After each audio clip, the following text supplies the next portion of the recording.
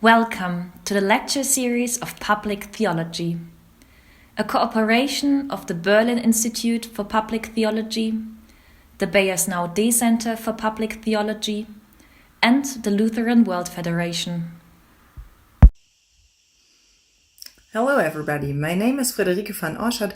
I'm a scholar of systematic theology at the University of Heidelberg in Germany. In Heidelberg, I work at a Protestant Research Institute at the Department of Religion, Law and Culture. My research interests are public theology, theological hermeneutics and digital theology, and I'm glad to introduce you today into the relation of the digital spaces and public theology. Digital politics of space, or how digitalization codes public spaces. Second slide. Talking about the digital world and public theology means first of all thinking about a new context, a new space for and in public theology. What I mean by this, you can see on the third slide.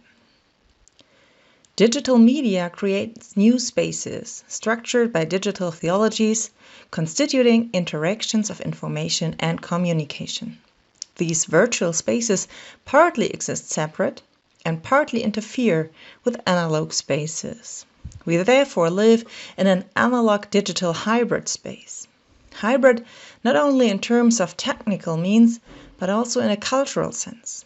As concepts of the digital have penetrated into other areas, we observe a hybridization and consolidation of the digital, described as culture of digitality by the Swiss media and cultural scientist Felix Stalder.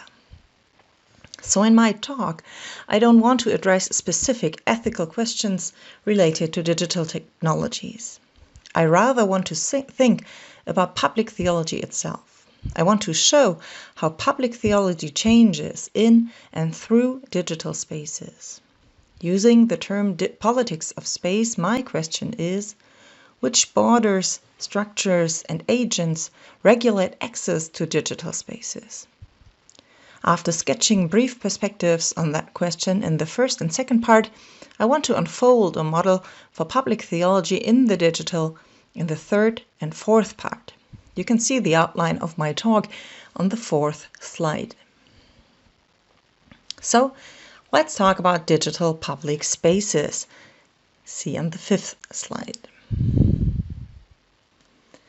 Communication and interaction in digital spaces are essentially structured and guided by algorithms. Much has been written about the algorithmic architecture of digital spaces. I therefore limit myself to 3 short remarks on the technical governance, having a look on the 6th slide. First, algorithms are gatekeepers of digital publics. They not only structure the information we see, but also provide the corridors in which we can see and communicate. Algorithms thus create corridors of attention and structure social practices. Secondly, these corridors of attention lead to a continuing pluralization and segmentation of publics. These processes have been widely discussed related to Elia Parise's description of filter bubbles. The personalization of information and interaction as much breaks up social relationships as it enables new encounters. At the same time, they can create new forms of enclosures for the user, limiting by what one can perceive in and as the digital world.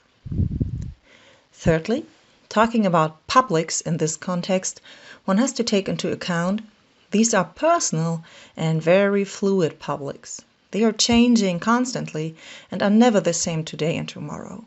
The publics we are talking about are best described as always new and changing communication networks. Based on this, algorithms are significantly involved in the perception and construction of reality in digital spaces. The German theologian Christine Merle aptly states, you can see the quote on the 7th slide, and I quote, "The world the algorithm presents is not a representation of real settings, but rather an individualized usage data responsive construction based on specific parameters, whose nature and interaction are generally withdrawn from users. This leads us to the second form of governance on slide 8. Of course, the algorithmic structure is neither a coincidence nor an end in itself. Rather, it is an expression of the digital power structure, as the Austrian media and culture scientist Ramon Reichert points out. The users, acting autonomously on the surface, are controlled heteronomously by the algorithmic structure of the user interfaces. The hierarchical order thus takes place between back-end and front-end. Digital power structures have to be distinguished carefully, depending on the space one refers to.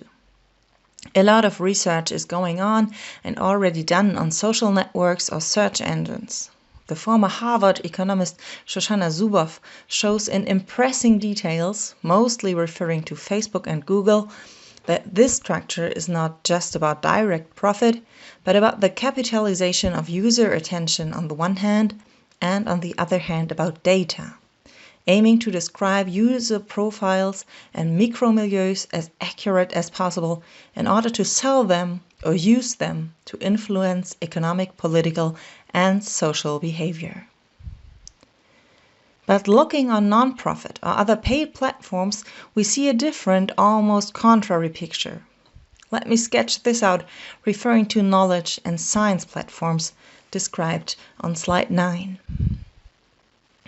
Scientific non-profit platforms show, firstly, how scientific communities became more permeable. At the same time, they compete with others for the attention of digital users. Therefore, the German theologians Benedikt Friedrich, Hannah Reichel, and Thomas Renkert state, and I quote again, "Platforms and networks fulfill more and more functions which previously belonged to institutions, certificates, and authorship." End of the quote. Secondly, the importance of single or smaller groups for the aggregation of knowledge increases. Therefore, the digital forms of aggregating knowledge lead to a discussion about the subjectivist paradigm of epistemic individualism, in favor for epistemic communities as primary carriers of knowledge and insight. This last aspect refers to the third level of governance, see slide 10. Many digital spaces are focused on participation and interaction. Providers and users of content are often inseparable. Users write and read at the same time, share and moderate. The Australian media scholar Axel Bruns therefore coined the neologism producer. So it's a mixture of producer and user, producer. This structure creates fluid, participatory discourses.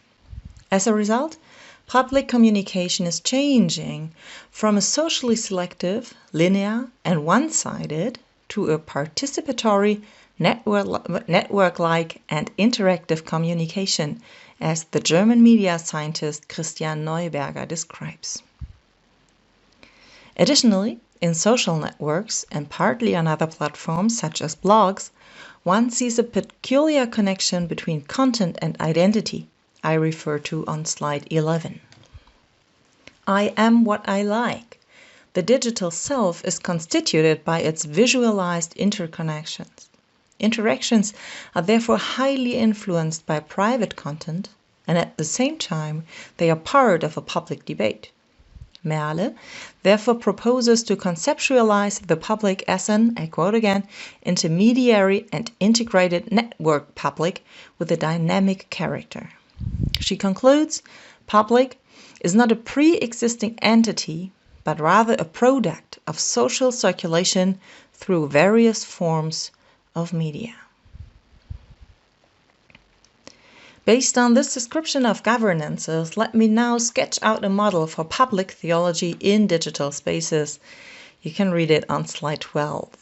I will make 4 cases which serve as an impulses for further thinking and discussion. So, my first case on slide 13, digital spaces create plural and fluid publics. They thus expand the concept of publicness and at the same time lead it ad absurdum. The last aspect, the understanding of public, touches upon a central concept of public theology. The fact that digitization brings with it massive changes to the concept of public is hardly surprising and subject to many debates. In my view, digital spaces create plural and fluid publics. They thus expand the concept of publicness and at the same time lead it ad absurdum. The fact that public theology has not to address one but many publics has long been aware of their representatives. In digital spaces, the new question arises of how to deal with seemingly infinite public spaces. But we need not only to ask how this plurality can be described and addressed, but also, are these fluid personal spaces of interactions, these networks, as said above, are aptly described as publics? What would be non-public in this view? What does public theology mean if the publics are formed as a communication network which is constantly being created and changed in the course of the digital interaction? I will try to follow up with this last question in the next statement on slide 14. Theology and the public are not opposed to one another. On the contrary, public theologies are constituted in and by publics. Public theology is therefore to be reformulated as a mode of discourse. One consequence seems obvious. If public communication is changing from socially selective, linear, and one-sided communication to participatory, net-like, and interactive communication, as I described above, the demarcation of theology and its publics is unsustainable. Therefore, theology and the public are not opposed to each other. On the contrary, public theologies are constituted in and by publics. Public theology is therefore a mode of discourse. Following this, the publics are by no means a subordinate counterpart of theology. Public theology cannot be developed independently or outside of its publics and then be carried to a public. Rather, the public, more aptly the publicness of theology, is constituted in the process of theological thinking, discussion, and action itself. Public theology thus becomes a dynamic process of becoming public theologies in discourse. Public and theological thus become adjectives, more aptly adverbs, of a cooperative and participatory process, instead of static poles of assumed recipients. Here I follow impulses of John de Grouchy, rereading him, referring to the needs of digital public spaces. The close connection between content and identity I described above is surprisingly similar to the Christian concept of witness and testimony. So this would be the third case on slide 15. Spreading the message of the gospel, the content cannot be separated from the identity of the proclaimer. Therefore, theological discourse is testimonial discourse, closely relating content and identity for theological reasons. Understanding public theology as a theology of witness has two major consequences. Firstly, a witness is always a contested witness. The Brazilian theologian Rudolf von Sinner argues, referred to the kenosis of Christ, public theology is, and I quote, for theological reasons kenotic, self-restraining, and self-critical. The second consequence is raised by the next statement. See slide 16. Insofar as the Christian witness is constituted collectively, public theology can be understood as a collaborative practice. The participatory and net-like structure of most digital communication spaces makes it inevitable to practice a participatory and interactive public theology in digital spaces. Similarly, Christian witness is always part of the communion of Christian witnesses in time and space. Christian witness and its theological reflection can therefore be described as a participatory and collaborative production of the whole body of Christ. Subject to such a theology are therefore not a few experts, but all Christians in decentralized networks. Together with some colleagues, I tried to give shape to this form of public theology in a theological open access journal and a theological digital working space called Cursor, and I want to introduce you just very briefly in this project. You can read about that on slide 17.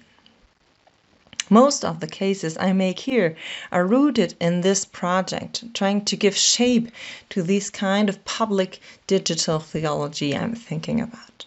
My co-editors, Benedikt Friedrich, Hannah Reichel, and Thomas Renkert, which I already quoted earlier, describes our aim as a model of citizen theology, a theological reinterpretation of citizen science based on the understanding of Christian witness.